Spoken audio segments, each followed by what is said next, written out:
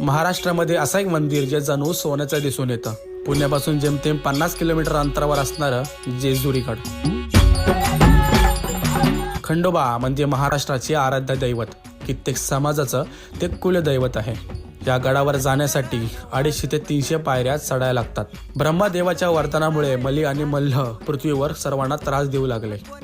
देवांनी भगवान शंकराला विनंती केली व शंकराने मार्तंड भैरवाचे अवतार धारण करून जेजुरीच्या डोंगरावर या दैत्यांचा वध केला.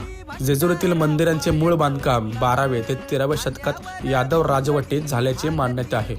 पेशवे काळात जेजुरीला मोठे वैभव प्राप्त झाले. गडावर खूप काही बघण्यासारखं आहे, जसे की मोठमोठे दीपस्तंभ, छोटे मंदिरं, पुण्यश्लोक अहिल्याबाई होळकर यांची भली मोठी मूर्ती देखील आहे. तसंच छत्रपती शिवाजी महाराज आणि त्यांचे वडील शहाजीराजे यांची ऐतिहासिक भेट याच गडावर झाली. त्याचं वर्णन या मोठ्या मूर्तीद्वारे दाखवले. मग